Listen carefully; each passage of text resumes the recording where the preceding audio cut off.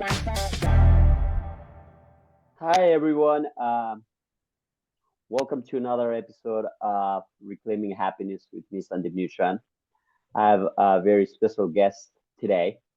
He's a very special friend of mine and an amazing human being, and so humbled that we finally get to have him on our show. He's none other than Jeffrey Marshek. And Uh, Jeffrey, uh, thank you very much. Warm greetings from the Himalayas. I'm in Nepal now, so warm greetings from Nepal. How have you been? Great. I'm in sunny LA right now. It's 10:30 in the morning, and I it's a beautiful day here. Mostly every day here is sunny and beautiful. That's amazing, Jeff. Jeff, for our listeners and for our audience who doesn't know you, who is Jeffrey? And if you could give me a little bit of your background, perhaps you could start from your childhood. I guess that's the place where all of us connect. And who Oh, were you like when you were a kid? And what did you become when you were young? And where are you currently in this, now, in terms of the phase of life?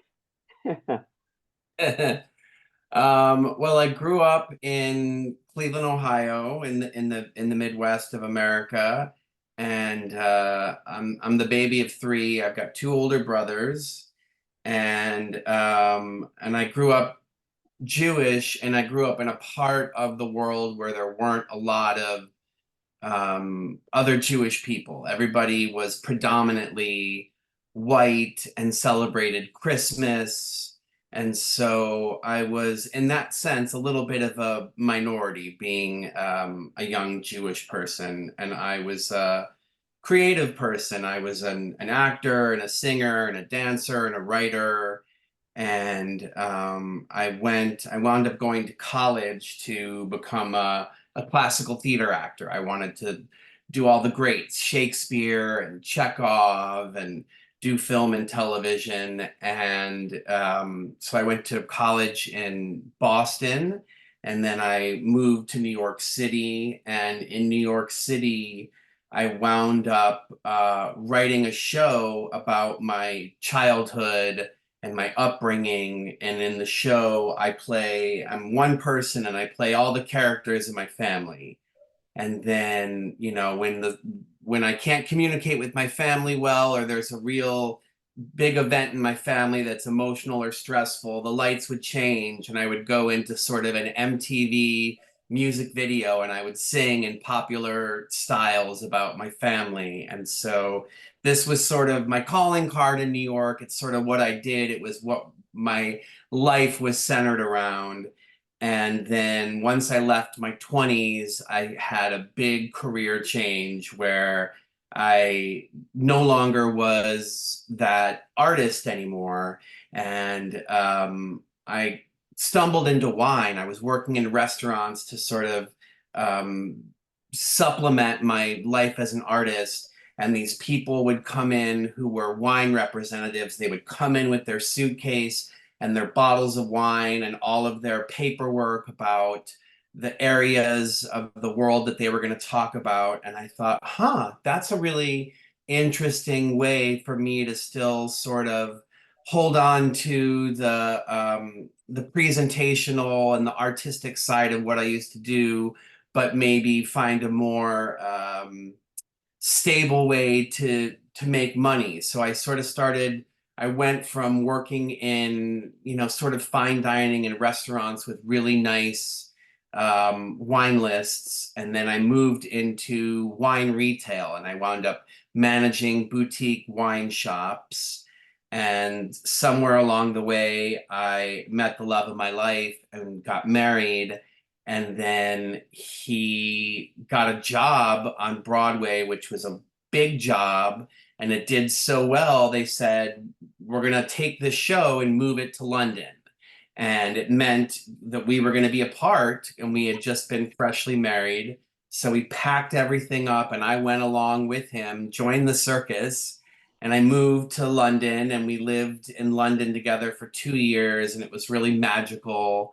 And then while I was there, I went to get some more hands-on wine training. I never really had training. I had worked in nice restaurants and I had sort of had on-the-job training, but I went to the Bordeaux Index in London and sort of did a crash course, sort of a WSET, a wine level one.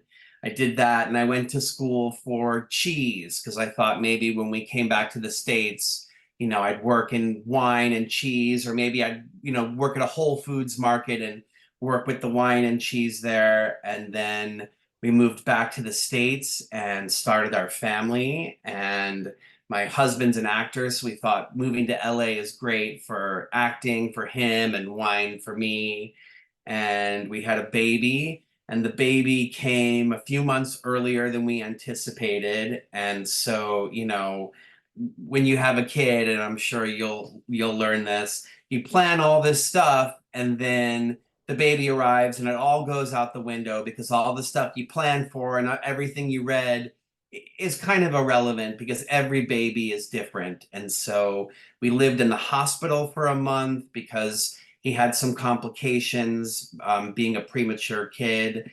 And so for the first 2 years of his life, I stayed home, and my husband worked in television and commercials and theater. And then 2 years in, I went back and started working back in wine again. And now my son is 9, and I'm the head sommelier at a restaurant in Los Angeles. Amazing. I'm really curious about. I want to dig deep into a lot of the facets of your life and your experiences, and I'm sure you have a tons of experience that me myself and our audience could really connect and perhaps also could get inspired from. Um, but before I dig to that aspect, can you talk talk a little bit about your cheese classes and maybe give a little overview of cheese? What the cheese classes are like? Because I was always fascinated uh, about cheeses, but I never got to really learn them. And so, what are some of the things people can for some people who are in hospitality or even for enthusiasts, if they want to know a little bit about cheese, what are the basics? If you want to, if you can sum it up for us briefly. Cheese, similar to wine, has a similar trajectory in how you talk about it. It's either made from cow's milk or goat's milk or sheep's milk.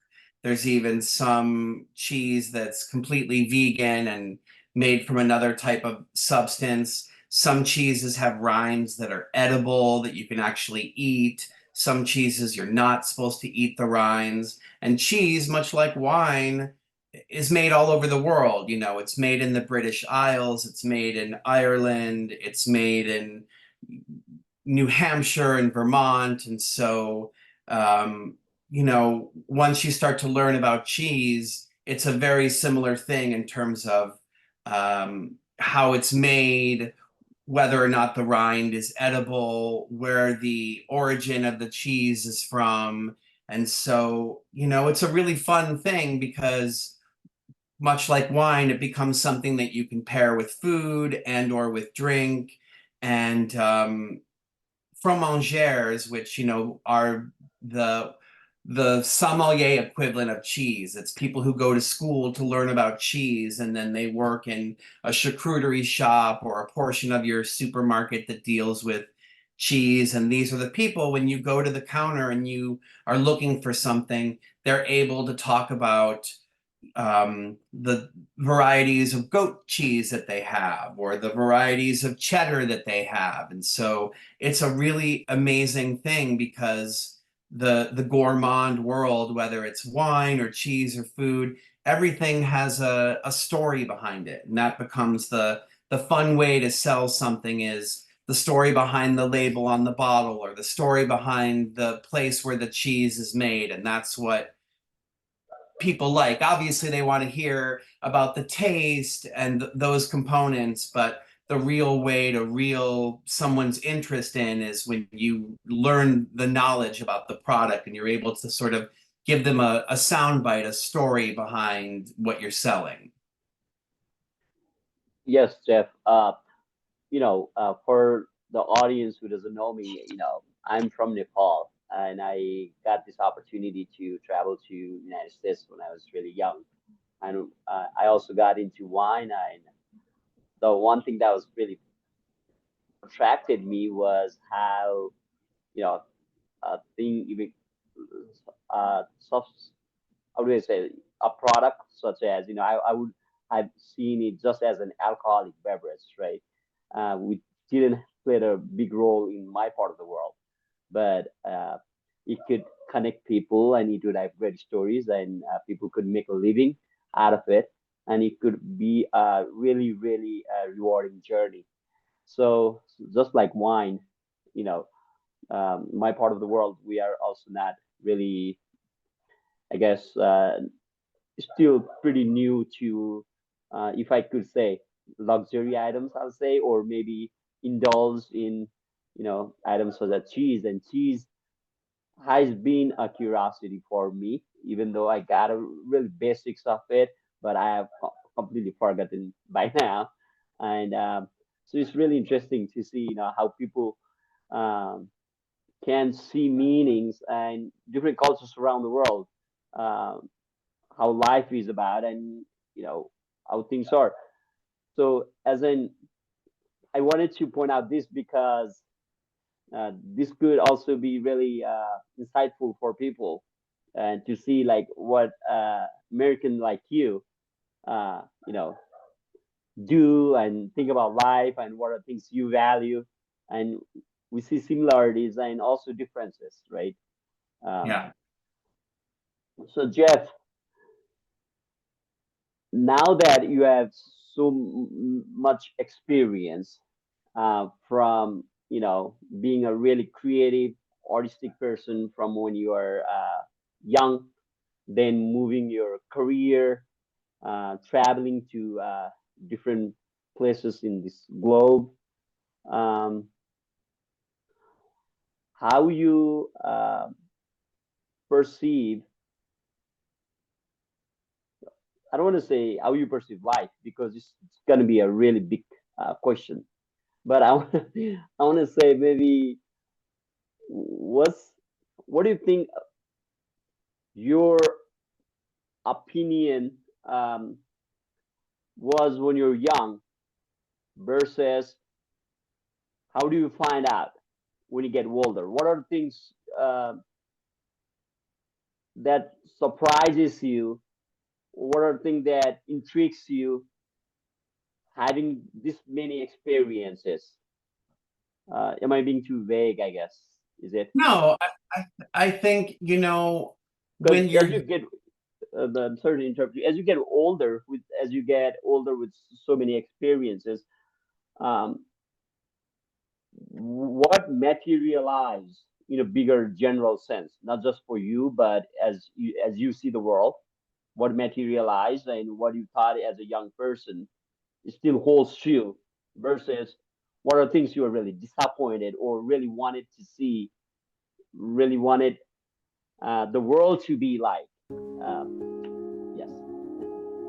I think when you are younger, because your worldview is it's so limited because you only know what you know and you haven't left the nest, you're still in your home with your family, and so the world is a little bit of what you see around you and what you see in television and movies, and it's a lot of what you're dreaming about, what you're hoping for.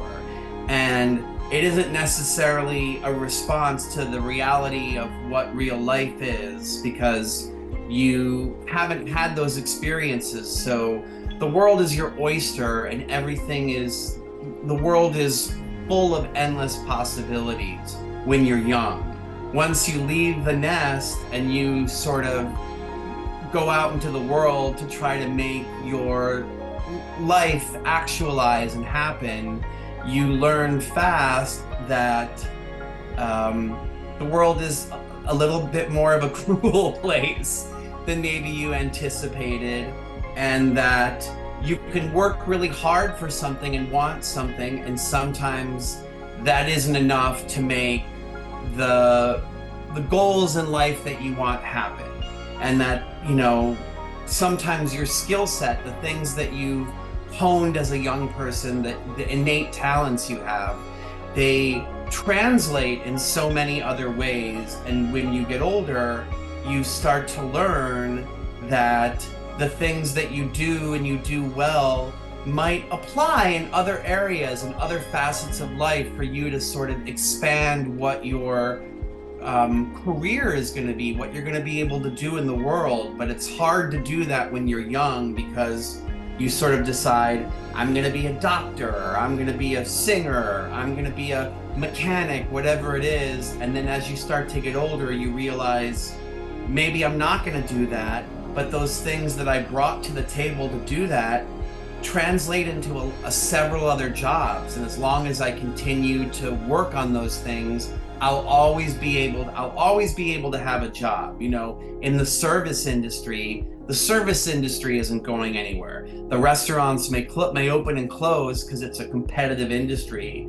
But if you really figure out what responsibilities you can manage in that world, you'll always have a job. If you can, manage a restaurant or work with a wine list, if you're able to, provide high sales for a place and be dependable in that way, you'll always be able to get a job. So it's really, from being a kid to being a grown up, sort of looking at what your skill set is and seeing how it's applicable in other areas. Whereas where you're young, you kind of have tunnel vision and you think, this is what I do and this is the only way I can use it. And then you realize, oh, it translates, being really good at math translates beyond being able to be an engineer or a math teacher. There's other things that trickle down that you can use those skills. And it's sort of the same thing with being an artistic person, a person who's able to, be creative and retain a lot of information, memorize, lots of things. And so I think that's really what it is, from being young and having dreams to being an adult and seeing what life is. You really have to hold on to and take pride in what you do and do well and bring to the table, and continue to develop those things, and know that there are multiple venues for you to build that skill set or bring that skill set into that maybe weren't an obvious choice in the beginning. True. Um, I think this is really going to be valuable for a lot of young audience if they are listening to us right now, including myself. I had this problem for a long time where I was, as you mentioned, really tunnel vision and really not venturing out and seeing like what my innate capabilities or abilities, um, how and where could they could be a really good fit. But just I was just at some point of life, I'm just falling back to my, you know, childhood dream, and without knowing it, as a matter of fact, perhaps might have been pretty depressed, uh, finding out that I was not becoming the person I wanted to become. And when I say I was not becoming the person I wanted to become, I was putting labels on life. I wanted to become such and such, okay, engineer or maybe doctor. I think it's true for a lot of the young people still in many parts of the world, and they have to understand uh, it's not what they want to what they are label wise, but how they can contribute and how they can use their skill set to in the service of others at the end of the day, right? Whatever we do, I guess, not just in hospitality, we are at the end of the day a servant. Everybody's servicing someone else. And thank you for your insight on that, Jeff. Um, the follow up to that, some from on in your life, uh, what you really wanted to become when you're young, the dreams and aspirations you had when you're young, does that hold true to this day, or as you said, it has shifted, the role has shifted, your perception has shifted? What's important for you when you're younger? How does that shift happen? And or it never shifts, it's just a different play. It's not an overnight shift, and it was hard in that my whole life was leading up to my being this great artist. And when I realized that was going to change, it was like a death. It was like a part of me, or a part of my family that had been with me all through childhood. I woke up one day and they weren't alive anymore, and it was devastating because I had my whole life had led towards it, and I put so much pressure on myself. And I would send myself messages that would say, if I don't do this, then I'm not this. If this is success for me and I'm not able to achieve it, then I'm a failure. I didn't realize that failing is not doing anything. Just being completely passive and giving up is failure. But learning to, what your actual gifts are, because we all have them, and figuring out how to apply them to make money, that's success. It's not the vision of success that you had when you were a smaller person, but you really have to expand when you're an adult your idea of what being a successful person is. You also have to talk to yourself the way you would talk to a friend. I wouldn't tell a friend of mine, you're a failure. You didn't, So it's like, it's a lot of it is the dialogue that you're having with yourself. You kind of have to reprogram the way that you talk to yourself, and you have to talk to yourself with care. You have to take real good care and love yourself, and sort of say, how wonderful that you have X, Y, and Z, that you have these gifts. Now let's find a way for you don't have to abandon them because you're not doing this one thing. You can still find a way to utilize them and do something else. And isn't that wonderful that the things that you honed all your life, you're not just throwing away, you're just finding a new and different way to use them. It's still creative, and it's successful if it's able to get you passionate and excited and generate income. Thank you. Good. I'm so intrigued, learning so much from this conversation myself. Um, Now that you are a parent, Jeff, I'm sure there are a lot of things that keeps you up in the night. Before it was perhaps it was just about yourself and your family. Now the responsibility. Your there are things that um, troubles you, seeing the ups and downs of the world. Of course, we have a lot of positiveness going on, but a lot of shift from everything, right? From geopolitics to technology, right? Mm. Um, I mean, I'm so taken back and surprised, excited by this new wave of artificial intelligence. And every day I look at the news, people are being replaced. I'm sure new jobs are gonna be there, but it may take some time.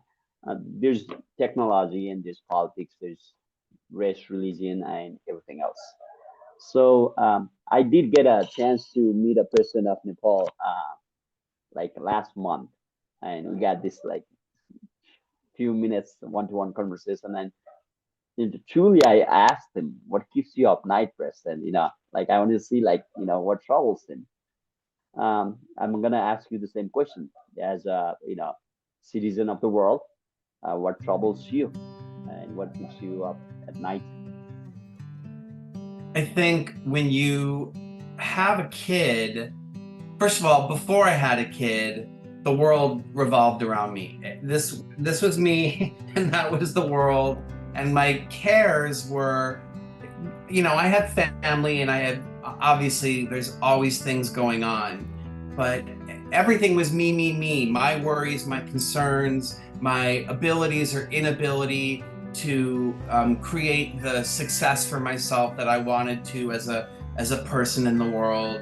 And then I got married, and I, would worry about my husband and myself. And then, but it was still, the world still felt like it was revolving around me. And then I had a child, and the world stopped revolving around me immediately. And everything became about this child, which, figuring out how to worry about this child and not completely put myself on the back burner, but to be able to split my focus between worrying about him and also worrying about myself is challenging. In the beginning, they are this small little blob that is completely dependent on you. And so you're just, worried about getting food into them and making sure they learn to walk and put their words together in a sentence. But then all of a sudden they're walking and taking themselves to the bathroom and feeding themselves. And then there's portions of the day where they're on the playground, they're at school, they're around other people who are influencing them, who are saying words in front of them that you haven't explained to them, who are talking about things that maybe you haven't talked about with them. So it's the loss of control when you let your child out into the world for a couple hours a day and go to school is a huge death in parenting, because they're under your control in the beginning, and then once they go out into the world, you can't really circumvent the influences that they have, the words that are going to be shared with them, the information that's going to be shared with them. Then there's the stuff in our political system right now in our country is it's so terrible that it's never been so terrible, and we've never been so divided. We were so divided about who should be our president and why Donald Trump should or shouldn't be our president. And then the pandemic happened, and we all couldn't get on the same page about whether or not we get vaccines and believe in science. So, I worry a lot about the world that we live in, having a child, who has friends whose parents don't believe in science, or whose parents don't believe that two men should be married.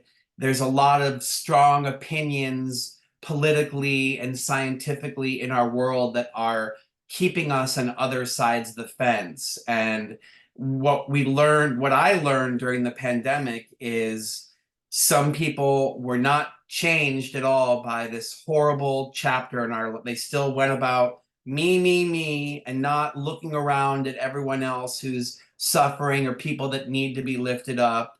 And when the whole world fell apart and we had so many things we disagree on, God and politics, the one thing we had to agree on is we don't want to lose any friends or family. We don't want anyone to perish because of this disease. Let's all band together and get our shots and do what's right so that we can get back to life. And we couldn't even do that. So that left me really disheartened about the world that we live in, the potential and the future of our country and our planet is like it's really not as promising as it once was. And maybe it never was, and we all just were under some, rose-colored glasses, but it worries me and it's sad to me to see where we're headed, where so many people don't agree on the basic tenements of life and love and society, and that's troubling for me. That definitely keeps me up. Definitely, Jeffrey, definitely. 100% is I agree, and it also makes me really sad to see a lot of divisions on every level. When we could be rational, and if we could use our um, basic sense, and when we really be true and genuine and authentic, we could see that our problems are very same, not just human problems, even like problems of all sentient beings are the same. Not just the problems, our aspirations and dreams, I think, are very much similar. Despite that, there's a lot of divisions in every aspect, and it's really saddening. Any advice or any insights you want to give for those people, who know that there's a problem, but they don't know how to change. They don't know how to be positive. Uh, you said a thing, maybe do a lot of positive self-talk. Mhm. Are there any other measures you think could be valuable for people to, be much more inclusive and could be more compassionate, lovely, kind, positive, and all other positive, bring about all other positive attributes to their life? I find at this stage in life,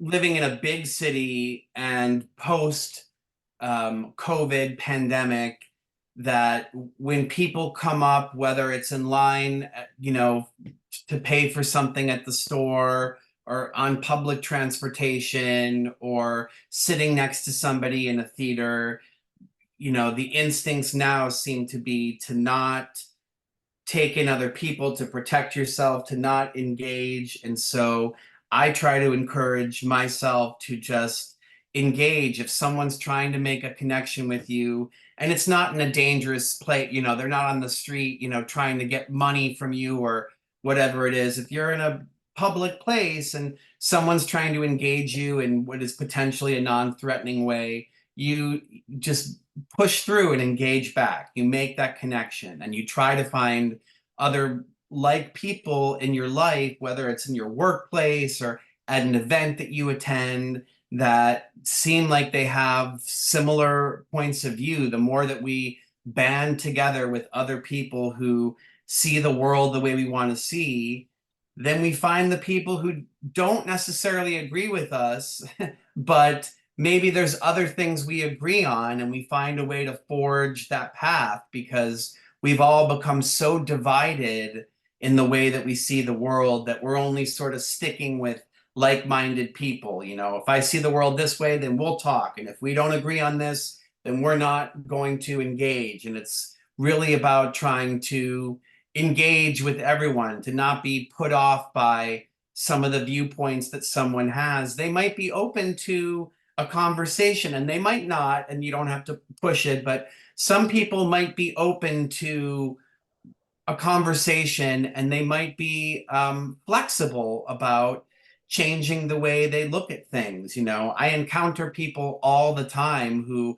are religious and think I'm a lovely person, and then maybe they see me with a man that I'm married to and that we have a child, and it's a real conundrum for them. And I find I want to push through it. I want to be that person that they say, okay, this isn't the way that I saw the world originally, but he made me change my mind. And if I'm able to do that with one person, that'll trickle down. They'll go back to the drawing board, they'll go back to the water cooler and talk to someone else and say, hey, my worldview is different now. We can all benefit from not locking into the way that we think the world is and being a little more flexible about what the world can be. Sure. And I'm sorry, I see that happening more and more um, in this era. Also, I think because of course, internet, right?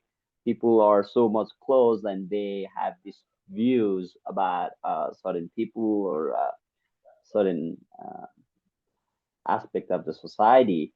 They have never met, they have never engaged, and it's, I truly think what you just said is could be really enlightening. And I had a similar experience. Me and my wife, we traveled to some places she thought was really unsafe, and sometimes we have a conversation. She's like, oh, she's surprised that things were not as bad as much she thought uh, Yeah. it, it earlier. Mm, we are towards the end of our conversation, but I kind of wanna keep on uh, continuing for some more time, maybe 15 more minutes. I'm not sure what's your schedule like for Right. today. Yeah, I'm good. Yes. So let's. I'm gonna. We were mentioning Jeffrey that more engagement um, with people, personal engagement, and being open with that, being judgmental and trying to understand people from all sorts of angle, I guess, would help us close the gap that we have. You know, we have similarities, and we are, of course, at the end of the day, human. And if we allow us to be human, and if you would not let our mind and our dogma and our judgment come in middle, I guess we could see a much better future, you know, for our children's and for us, right? Yeah, there's we have a lot more in common than we think we do, you know. We all have a lot more in common than we think we do. And it's funny to be someone who's a minority or other, you know, being a gay person or a Jewish person, and then sometimes being discriminated um, to my face by somebody who also is a minority or other is always such a confusing thing to me because I think we have so much more in common. Someone probably said to you, go back to your country or whatever kind of garbage. We should be on the same team. We both have similar struggles and have been told that we don't belong because we don't appear a certain way. And so we should be bridging that gap and not, you know, finding other people who are other to push away. You're other and I'm other. We should be bonding over that. We should be connecting over the fact that we don't belong or that people tell us we don't deserve a place at the table, you know? Sure. I was really fascinated, and there was a saying, I don't know where I heard it from, but it really holds true to my heart.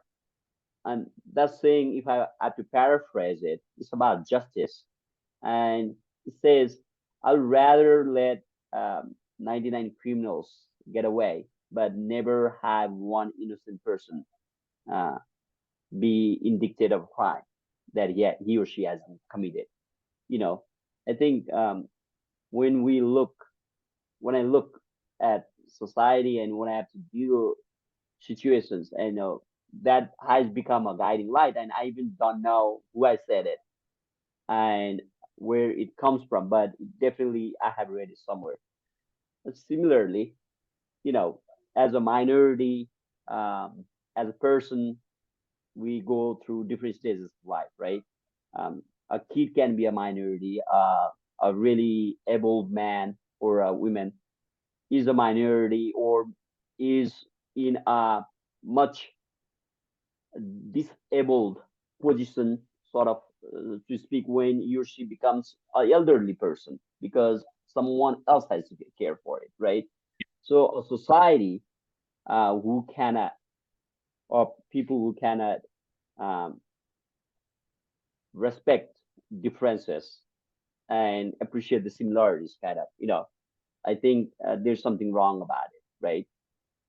Yeah. Um, now that we spoke this, and we are talking a little bit about minority issue, can you shed some light about how is it like to be a gay person or a gay couple, and some of the struggles? And of course, America is a free country, is a democratic country, is one of the country that people from all over the world want to come and live there.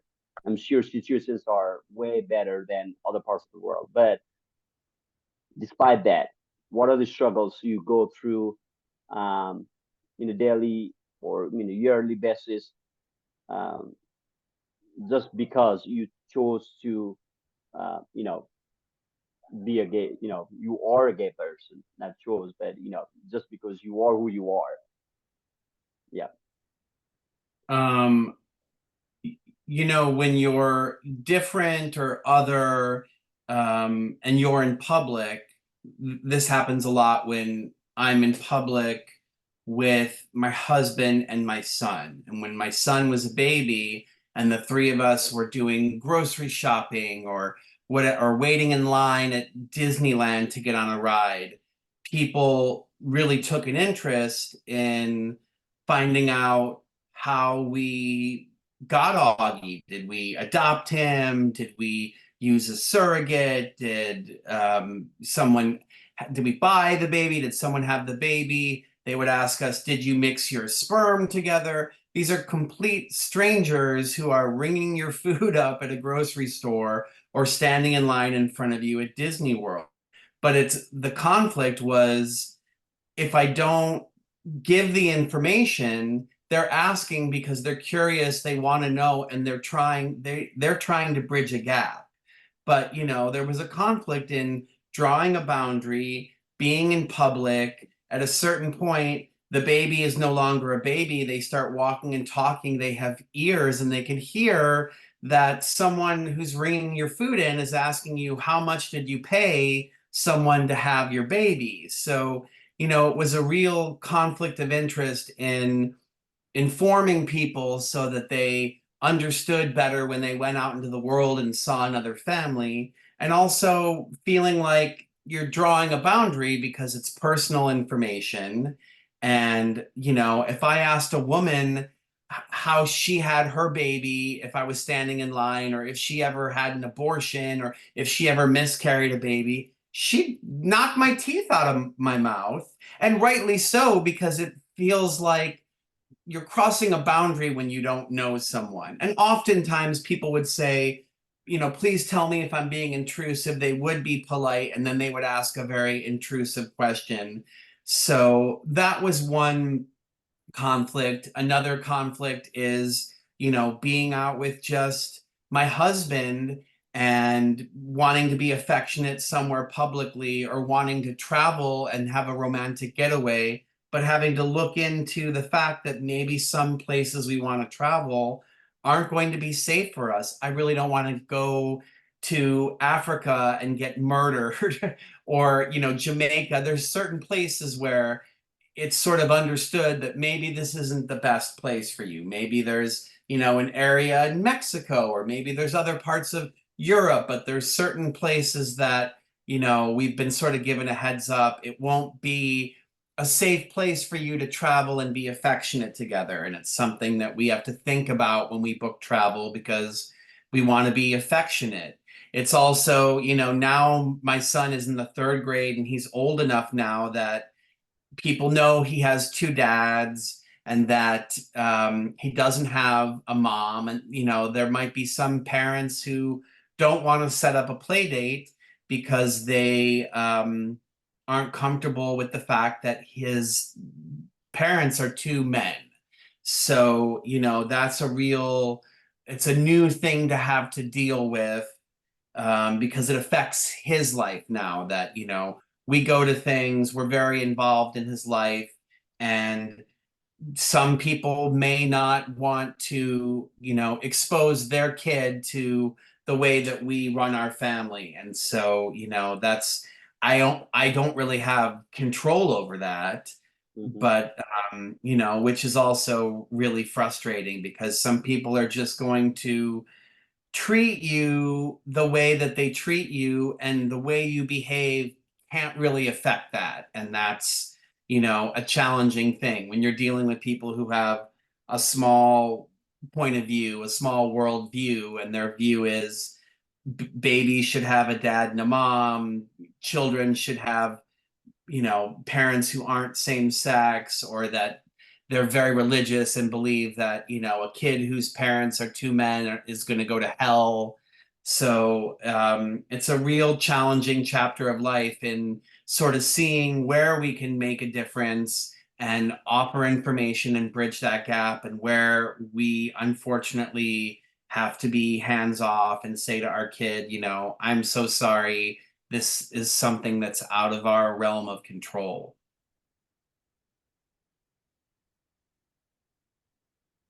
Definitely, there. I could only imagine,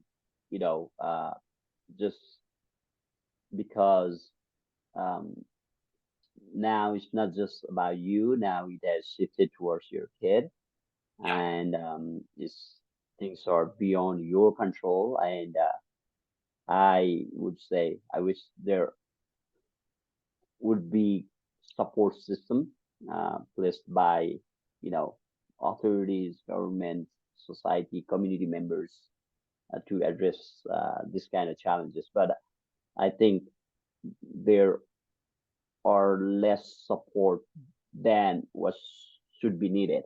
That's Yeah. that's what I that's what I'm guessing. But um, I think you and Jared would be some of the person other people would be looking, and because you have to tackle your own challenges.